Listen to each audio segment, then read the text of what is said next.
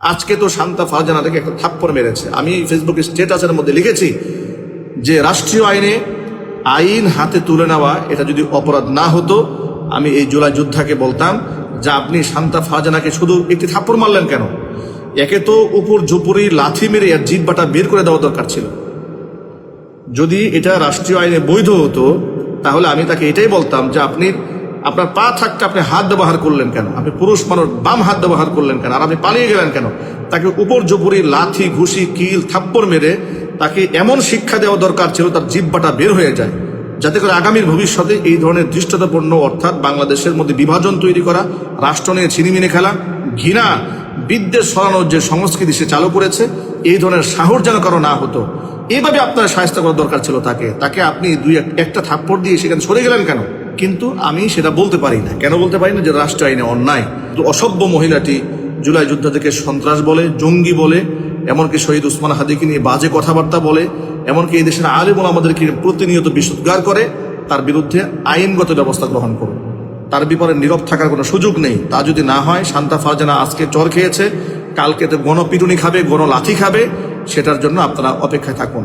আরেকটা কথা সে বলেছে যে জুলাই যোদ্ধারা নাকি তাকে ধর্ষণ করার জন্য গিয়েছিল সাংবাদিকদের কারণে, আর নাকি নিচের কিছু লোকজন জমা হয়েছে, এই জন্য তাকে ধর্ষণ করতে পারেনি। আমি তো বলতে চাই, জুলাই যোদ্ধাদের রুচি কি এত খারাপ হয়েছে যে এই শান্তা ফারজানার মতো একটা জঘন্য মহিলাকে ধর্ষণ করতে যাবে? যদি আমি ধর্ষণের সাপোর্টার না, কিন্তু যার শুধু এতটুকুন বলতে চাই যে এতটুকুন নিম্ন মানসিকতাকে জুলাই যোদ্ধাদের রয়েছে, যাদের রক্ত দিয়ে জীবন বাজি রেখে দেশ স্বাধীন করেছে, শান্তা ফারজানার মতো একটা নিকৃষ্ট বেহায়া এমন একটা হিংস্র প্রাণীর সাথে তারা ধর্ষণ করতে যাবে, এই ধরনের রুচিকেরাদের রয়েছে। বরং এই মহিলার প্রতি রয়েছে তাদের প্রচন্ড ঘৃণা এবং বিদ্বেষ। জুলাই যুদ্ধ যদি না হতো, এতগুলো মানুষ যদি শাহাদত বরণ না করত, বেগম জিয়াও সম্মানের সাথে দুনিয়া থেকে বিদায় হতেন না, এত বড় জানাজা তার ভাগ্যে হয়তো বা জুটত না। তারেক রহমান সাহেব তিনি ফেরারি আসামি হয়ে থাকতেন, ফাঁসির আসামি হয়ে থাকতেন, তিনি দেশে ফিরে নির্বাচন করে তিনি প্রধানমন্ত্রীও হতে পারতেন না। যাদের অবদানে আজকে তারেক রহমান সাহেব ক্ষমতায় বসে আছেন, তিনি আজকে সরকারের প্রধান হয়েছেন, যাদের অবদানে বেগম জিয়া এত বড় সম্মানের আসনে বসে আছেন, যাদের অবদানে বিএনপির নেতা কর্মীরা আজকে এমপি হয়েছেন, মন্ত্রী হয়েছেন, স্বাধীনভাবে চলাফেরা করতে পেরেছেন, রাজনীতি করতে পারছেন, ইজ্জত নিয়ে সম্মানে বসবাস করতে পারছেন, সেই সমস্ত জুলাই যোদ্ধাদেরকে অবহেলা করা, ব্যঙ্গ বিদ্রুপ করা, এটা নিমুখ হারামি ছাড়া আর কিছু হতে পারে না। শান্তা ফারজানাকে এক জুলাই যোদ্ধা থাপ্পড় মেরেছে।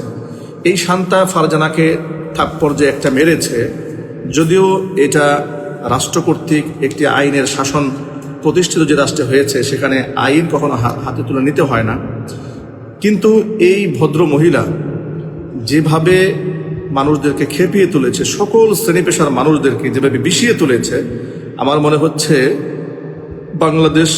দেশের রাষ্ট্রীয় অবস্থা থেকে একটি অস্থিতিশীল পরিস্থিতি তৈরি করার জন্য ষড়যন্ত্রমূলকভাবে তাকে কেউ কাজে লাগাচ্ছে। আমার ধারণা পতিত স্বৈরাচারের সাথে তার কোনো একটা গোপন লিয়াজু রয়েছে বলেই সে বাংলাদেশে পরিকল্পিতভাবে দেশের সম্মানিত ব্যক্তিদের সম্মানহানি করে চলছে। উল্লেখযোগ্য, সে কার সম্মানহানি করেনি একটু লক্ষ্য করুন।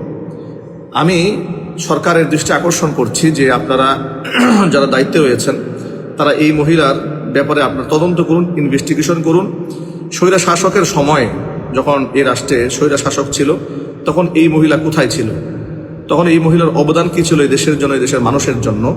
তার পিছনে ব্যাকগ্রাউন্ডটা যদি আপনারা যাচাই বাছাই করেন, তাহলে হয়তো অনেক কিছুই আমাদের সামনে স্পষ্ট হয়ে যাবে। আমার ধারণা এই শান্তা ফারজানা সহ তার হাজবেন্ড সহ যে একটা দল রয়েছে, একটা গ্রুপ রয়েছে, যারা প্রতিনিয়ত মিডিয়া কাভারেজের মাধ্যমে আজকে লাইমলাইটে এসছেন, যারা মানুষের সামনে খুব পরিচিতি লাভ করেছেন কুকর্মের মাধ্যমে। আমি বলতে চাই যে তারা স্বৈরা শাসকের সাথে তাদের কতটুকু সম্পৃক্ততা ছিল একটু আপনারা যাচাই বাছাই করুন। সরকারের দৃষ্টি আকর্ষণ করছি, একটু আমার এই পয়েন্টগুলো খুব গুরুত্ব সহকারে খেয়াল করবেন। সে কাকে সমালোচনার ঊর্ধ্বে রেখেছে, কার মানহানি সে করেনি? শহীদ আবু সাঈদের ব্যাপারে শ্রদ্ধা জ্ঞাপন করেছেন জনাব তারেক রহমান সাহেব, শ্রদ্ধা জ্ঞাপন করেছেন ডক্টর মোহাম্মদ ইউনূস সাহেব। দেশ এবং বিদেশের অসংখ্য মানুষ তার জন্য দুঃখ প্রকাশ করেছে, তার বাড়ি গিয়েছে, তার কবর জিয়ারত করেছে, তার পরিবারকে সাহায্য সহযোগিতার হাত বাড়িয়ে দিয়েছে। এমনকি তাকে রাষ্ট্রের একজন শহীদ হিসেবে, রাষ্ট্রের শ্রেষ্ঠ সন্তান হিসেবে পুরো জাতি তাকে শ্রদ্ধা বলে স্বীকার করবে যতদিন পর্যন্ত দেশ থাকবে, যতদিন পর্যন্ত স্বাধীনতা সার্বভৌম থাকবে। শহীদ আবু সাঈদ মুগ্ধের নাম মানুষের স্মরণে থাকবে। সেই শহীদ আবু সাঈদকে নিয়ে কত জঘন্যতম উচ্চারণ করেছে এই শান্তা ফারজানা। শুধু কি তাকে নিয়ে উচ্চারণ করেছে, বাংলাদেশের কিংবদন্তি শহীদ তরুণ রাজনীতিবিদ এবং নেতৃত্ব দিয়ে গোটা বাংলাদেশের কোটি মানুষের হৃদয়ে যিনি স্থান করে নিয়েছিলেন শহীদ উসমান হাদি রাহিমাহুল্লাহ নব্বরাল্লাহু মারকাদাহু ওয়া জাআলাল জান্নাতা মাথওয়াহু। শহীদ উসমান হাদির ব্যাপারে সে কত জঘন্য শব্দ উচ্চারণ করেছে, তাকে জঙ্গি বলেছে, উসমান হাদিকে সে জঙ্গি বলেছে, আবু সাইদকে সে জঙ্গি বলেছে। এমনকি জুলাইয়ে স্বৈরা শাসকের সরকারি বাহিনীর বিরুদ্ধে যারা যুদ্ধ করেছে, এটা তো একটা যুদ্ধ হয়েছে, তারা খালি হাতে এই সমস্ত অস্ত্রধারীদের বিরুদ্ধে যুদ্ধ করেছে, তারা জীবন দিয়েছে, 1,500 থেকে 2,000 মানুষ জীবন দিয়েছে। এই অঙ্কটা তো অনেক বড়, এটা গণহত্যা হয়েছে, এটা গণহত্যা হয়েছে। সেই জুলাই যোদ্ধাদেরকে সে যুদ্ধ বলে না, বরং কিছু লম্পঝম্প বলে জুলাই কিছু ছেলেপেলা লম্পঝম্প করেছে, জুলাই কোনো যুদ্ধ হয়নি। এমনকি জুলাই স্মৃতিস্তম্ভে সে ঘৃণা নিক্ষেপ করেছে, ঘৃণা স্তম্ভ বানিয়েছে। এইভাবে গোটা দেশের মানুষকে যারা এত বড় আজাদি দিয়ে দিল, গোটা দেশের মানুষকে এত বড় মুক্তি যারা এনে দিল জীবনের বিনিময়ে, তাদেরকে সে উপহাস করে, ব্যঙ্গ বিদ্রুপ করে, প্রতিদিন তামাশা করে। মিডিয়াতে সেই কথাগুলো কাভারেজ দেওয়া হয়, অনলাইন সোশ্যাল মিডিয়াতে সারাদিন তার সামনে কিছু তথাকথিত সাংবাদিকরা বসে থাকেন এবং সেই কথাগুলো গোটা দেশের মধ্যে ছড়িয়ে দিয়ে মানুষের মধ্যে ঘৃণা, মানুষের মধ্যে বিভাজন, মানুষের মধ্যে বিদ্বেষ গোটা দেশের মধ্যে ছড়িয়ে দেওয়া হচ্ছে। এই মহিলা তার মধ্যে নেতৃত্ব দিচ্ছে। আরেকটি বিষয় দেখুন, একদিক থেকে তারা জুলাই স্মৃতিস্তম্ভে গিয়ে ঘৃণা নিক্ষেপ করছে, জুলাই যোদ্ধাদেরকে নিয়ে বাজে কথা বলছে, প্রতিনিয়ত সমালোচনা করছে, তাদের চরিত্র নিয়ে কথাবার্তা বলছে। একটা পর্যায়ে এদেশের ইসলামপন্থী মানুষ যাদের অবদান এ রাষ্ট্রের জন্য সবচেয়ে বেশি, সেই ইসলামপন্থী মানুষদেরকে খেপিয়ে তোলার জন্য শরিয়া আইনের ব্যাপারে তারা, সেই মহিলা বলেছে, আমি শরিয়া আইনের মধ্যে থুতু নিক্ষেপ করি। নাউজুবিল্লাহি মিন যালিক। এই অসভ্য মহিলাটি বলেছে যে আমি শরিয়া আইনের মধ্যে থুতু নিক্ষেপ করি। এত বড় জঘন্য কথা বলার পরেও একের পরে এক সে অবলীলায় বলে যাচ্ছে। বাংলাদেশের মাদ্রাসা শিক্ষা ব্যবস্থার বিরুদ্ধে তার জঘন্যতম মিথ্যা উচ্চারণ রয়েছে।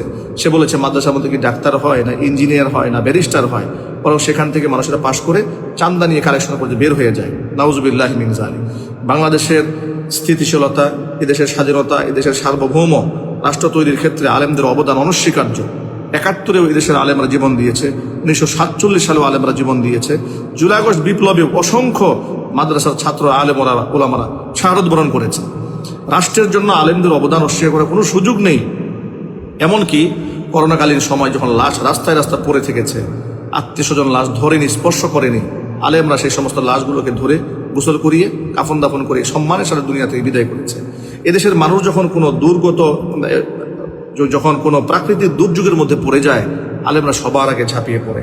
সেটা বন্যা কবলিত মানুষের পাশে আলেমরা দাঁড়িয়েছে, যে কোনো আগুন লেগেছে আলেমরা দাঁড়িয়েছে, ঘূর্ণিঝড় হয়েছে আলেমরা দাঁড়িয়েছে। আলেমদের অবদান তো অস্বীকার করা যায় না। আস-সুন্নাহ ফাউন্ডেশনের মাধ্যমে শত শত কোটি টাকার ত্রাণ মানুষকে সাহায্য বিতরণ করা হয়েছে, তাদেরকে ঘর করে দেওয়া হয়েছে, বাড়ি করে দেওয়া হয়েছে। সেই আস-সুন্নাহ ফাউন্ডেশনের ব্যাপারে এই প্রতিনিয়ত এই শান্তা ফারজানারা প্রতিনিয়ত বিশুদ্ধার করে যাচ্ছে যে তারা এই ধান্দাবাজি করছে, ব্যবসা করছে সুন্নাহ ফাউন্ডেশনের নামে। শেখ আহমদুল্লাহ হাফিজাহুল্লাহর বিরুদ্ধে কত বাজে কটূক্তিমূলক বক্তব্য একের পর এক অবলীলায় সে দিয়েই চলছে। অবস্থা এমন হয়েছে যে বাক স্বাধীনতার নামে এদেশে বাক সন্ত্রাস চলছে, বাক স্বেচ্ছাচারিতা চলছে। সরকার এই ব্যাপারে টোটাল নীরব ভূমিকা পালন করছে, তারা যেন ঘুমিয়ে আছে, তারা যেন কিছুই দেখতে পাচ্ছে না। এই যে তার অবলীলায় তাকে ছেড়ে দেওয়া, শেখ আহমদুল্লাহর বিরুদ্ধে কথাবার্তা বলছে। আল্লাহ মামুনুল হক হাফিজাহুল্লাহ বাংলাদেশের রাজনীতির মাঠে একজন আলোচিত নাম, দেশ বিদেশের অসংখ্য মানুষ যাকে মূল্যায়ন করছে, এমন একজন ব্যক্তিকে নিয়ে এত বাজে কুৎসা মন্তব্য সে করেছে বা করেই চলছে একের পর এক ধারাবাহিকভাবে।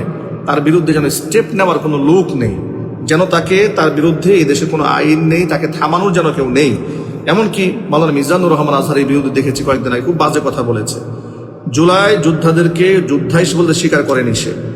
এমনকি তার হাজবেন্ডকে দেখলাম গতকালকে, সে বলেছে যে অন্তর্বর্তীকালীন সরকারের বৈধতা ছিল না। এমনকি বর্তমান সরকার যে তারেক জিয়া সরকার রয়েছে, তারেক রহমানের, সে সরকারের নাকি বৈধতা নেই। তাহলে আমার প্রশ্ন হচ্ছে যে জুলাই যোদ্ধাদের কোনো অবদান নেই, তাদের অবদানকে স্বীকার করা হয় না, তাদের কোনো পারমিশন নেই, তাদের বৈধতা নেই, ডক্টর ইউনূস সরকারের বৈধতা নেই, বর্তমান সরকারের বৈধতা নেই। তাহলে বৈধতা তাদের কাছে কোন সরকারের? যে সরকার মানুষকে গুম করেছে সেই সরকারের, খুন করেছে সেই সরকারের, অসংখ্য আলেমদেরকে জঙ্গি বানিয়েছে সেই সরকারের। আপনারা দেখেছেন আন্তর্জাতিক অপরাধ ট্রাইব্যুনালের প্রসিকিউটর যিনি রয়েছেন, তিনি তো অলরেডি আয়নাঘরগুলো উদ্ধার করতে শুরু করেছেন। আজকে আপনারা দেখেছেন না সংবাদ মাধ্যমে, ছোট্ট ছোট রুম, 2 ফিট 3 ফিটের রুমের মধ্যে মানুষকে বছরের পর বছর আটকে রাখা হয়েছে। এমনকি সেখানে অনেকগুলো ইসলামিক বই সেখানে রাখা হয়েছে। আপনারা দেখেছেন যে এই বইগুলোকে তারা নিজেরাই রাখতো, নিজেরাই মানুষদেরকে জঙ্গি বানিয়ে মানুষের সামনে উপস্থাপন করত। যে সরকার এইভাবে মানুষদেরকে গুম করেছে, খুন করেছে, হত্যা করেছে, মানুষদেরকে গণধর্ষণ করিয়েছে, এই দেশের আলেম ওলামাদেরকে কুণ্ঠাসা করেছে, জেলে ঢুকিয়েছে, সেই সরকারের পছন্দের তালিকায় রয়েছে এই ফারজানারা। তাদের কাছে তারাই হচ্ছে খুব শ্রেষ্ঠ সরকার। আর বর্তমান সরকার, অন্তর্বর্তীকালীন সরকার, তারা হচ্ছে অবৈধ সরকার। এই ধরনের কথাবার্তা যারা অবলীলায় প্রতিনিয়ত ফেসবুকে, অনলাইনে, সোশ্যাল মিডিয়াতে ভাইরাল করে দিচ্ছে, তাদের লাগাম কি টেনে ধরার জন্য দায়িত্বশীল কোনো গোয়েন্দা বাংলাদেশে নেই, কোনো প্রশাসনের কোনো দায়ভার নেই, এদেশের সরকারের কোনো দায়ভার নেই। এই যে মানুষের মধ্যে ঘৃণা, বিভাজন তৈরি করছে, কোনো দায়ভার নেই। রাষ্ট্র যে নীরব ভূমিকা পালন করছে, এ মানুষের মধ্যে ক্রোধের তৈরি হচ্ছে। আজকে তো শান্তা ফারজানা থেকে একটা থাপ্পড় মেরেছে। আমি ফেসবুকে স্ট্যাটাসের মধ্যে লিখেছি যে রাষ্ট্রীয় আইন হাতে তুলে নেওয়া এটা যদি অপরাধ না হতো, আমি এই জুলাই যোদ্ধাকে বলতাম যে আপনি শান্তা ফারজানাকে শুধু একটি থাপ্পড় মারলেন কেন? একে তো উপর ঝুপুরি লাথি মেরে এর জিহ্বাটা বের করে দেওয়া দরকার ছিল। যদি এটা রাষ্ট্রীয় আইনে বৈধ হতো, তাহলে আমি তাকে এটাই বলতাম যে আপনার পা থাকতে আপনি হাত ব্যবহার করলেন কেন? আপনি পুরুষ মানুষ, বাম হাত ব্যবহার করলেন কেন? আর আপনি পালিয়ে গেলেন কেন? তাকে উপর জুপুরি লাথি, ঘুষি, কিল, থাপ্পড় মেরে তাকে এমন শিক্ষা দেওয়া দরকার ছিল তার জিহ্বাটা বের হয়ে যায়, যাতে করে আগামীর ভবিষ্যতে এই ধরনের দৃষ্টতাপূর্ণ, অর্থাৎ বাংলাদেশের মধ্যে বিভাজন তৈরি করা, রাষ্ট্র নিয়ে ছিনিমিনি খেলা, ঘৃণা, বিদ্বেষ ছড়ানোর যে সংস্কৃতি সে চালু করেছে, এই ধরনের সাহস যেন কারো না হতো। এইভাবে আপনার শায়েস্তা করার দরকার ছিল তাকে আপনি একটা থাপ্পড় দিয়ে সেখানে সরে গেলেন কেন? যে এতগুলো অপমান করে? কিন্তু আমি সেটা বলতে পারি না। কেন বলতে পারি না? যে রাষ্ট্র আইনে অন্যায়। এই জন্য আমি বলি যে এই ধরনের মব সন্ত্রাস কেন তৈরি হয়? যখন মানুষের মধ্যে ব্যাপক ক্রোধের তৈরি হয়, যখন তাদেরকে দমানো হয় না, রাষ্ট্রীয়ভাবে থামানো হয় না, তখন ঠিক ওই মুহূর্তে মব সন্ত্রাস তৈরি হয়। যারা ফেসবুক লাইভে আমার সাথে অংশগ্রহণ করেছেন, আমি সকলকে ওটা আহ্বান জানাচ্ছি, বক্তব্যগুলো শেয়ার করে অনলাইন সোশ্যাল মিডিয়াতে ভাইরাল করে দিন। বাংলাদেশের সর্বশ্রেণীর জনপেশার মানুষদেরকে আপনারা এই ব্যাপারে ঐক্যবদ্ধ থাকতে বলুন যে জুলাইতে এদেশের মানুষের অধিকারের আন্দোলন, জুলাই যুদ্ধটা এদেশের মানুষের বাক স্বাধীনতার যুদ্ধ। জুলাই যুদ্ধ এদেশের মানুষদেরকে অন্ধকার কারাগার থেকে মুক্তি করার আন্দোলন। জুলাই যুদ্ধ হয়েছে তারেক রহমানকে দেশে ফেরার আন্দোলন হয়েছে। জুলাই যুদ্ধ যদি না হতো, এতগুলো মানুষ যদি শাহাদাত বরণ না করতো, বেগম জিয়াও সম্মানের সাথে দুনিয়া থেকে বিদায় হতেন না, এত বড় জানাজা তার ভাগ্যে হয়তো বা জুটতো না। তারেক রহমান সাহেব তিনি ফেরারি আসামি হয়ে থাকতেন, ফাঁসির আসামি হয়ে থাকতেন, তিনি দেশে ফিরে নির্বাচন করে তিনি প্রধানমন্ত্রীও হতে পারতেন না। যাদের অবদানে আজকে তারেক রহমান সাহেব ক্ষমতায় বসে আছেন, তিনি আজকে সরকারের প্রধান হয়েছেন, যাদের অবদানে বেগম জিয়া এত বড় সম্মানের আসনে বসে আছেন, যাদের অবদানে বিএনপির নেতা কর্মীরা আজকে এমপি হয়েছেন, মন্ত্রী হয়েছেন, স্বাধীনভাবে চলাফেরা করতে পেরেছেন, রাজনীতি করতে পারছেন, ইজ্জত নিয়ে সম্মানে বসবাস করতে পারছেন, সেই সমস্ত জুলাই যোদ্ধাদেরকে অবহেলা করা, ব্যঙ্গ বিদ্রুপ করা, এটা নিমুখ হারামি ছাড়া আর কিছু হতে পারে না। তাদের সাথে আপনাদের রাজনৈতিক মত পার্থক্য থাকতে পারে, সেটা আপনার রাজনৈতিকভাবেই প্রতিহত করুন, কিন্তু তাদেরকে সম্মানহানি করা, ইজ্জত নষ্ট করা, এটা অত্যন্ত গর্হিত অন্যায় এবং বড় অপরাধ বলে আমি মনে করি। সেই জুলাই যোদ্ধাদেরকে যখন প্রতিনিয়ত ক্ষত বিক্ষত করা হয়, তাদেরকে যখন জঙ্গি বলা হয়, তাদেরকে যখন সন্ত্রাস বলা হয়, তাদের সেই স্মৃতিস্তম্ভে যখন ঘৃণা নিক্ষেপ করা হয়, তখন সরকারের নীরবতা মধ্য দিয়ে আমাদের মনের মধ্যে প্রশ্ন জাগে, আসলে সরকার কি জুলাইকে ধারণ করেন? ঠিক ওই মুহূর্তে প্রশ্ন জাগে। কিন্তু যেহেতু সরকার নিজে বলেন যে আমরা জুলাইকে ধারণ করি, জুলাই শহীদদেরকে শ্রদ্ধা করি, সম্মান করি, যেহেতু সরকার এটা বলেন, সরকারের প্রতি আস্থা রেখেই বলতে চাই, সুতরাং আপনি যেহেতু শহীদদেরকে শ্রদ্ধা করেন, জুলাই যোদ্ধাদেরকে সম্মান করেন, সুতরাং যেই ব্যক্তি, যে ভদ্র অসভ্য মহিলাটি জুলাই যোদ্ধাদেরকে সন্ত্রাস বলে, জঙ্গি বলে, এমনকি শহীদ উসমান হাদিকে নিয়ে বাজে কথাবার্তা বলে, এমনকি এই দেশের আলেম ওলামাদেরকে প্রতিনিয়ত বিশুদ্ধার করে, তার বিরুদ্ধে আইনগত ব্যবস্থা গ্রহণ করুন। তার বিপরীতে নীরব থাকার কোনো সুযোগ নেই। তা যদি না হয়, শান্তা ফারজানা আজকে চর খেয়েছে, কালকে তো গণপিটুনি খাবে, গণলাথি খাবে, সেটার জন্য আপনারা অপেক্ষায় থাকুন। আরেকটা কথা সে বলেছে যে জুলাই যোদ্ধারা নাকি তাকে ধর্ষণ করার জন্য গিয়েছিল।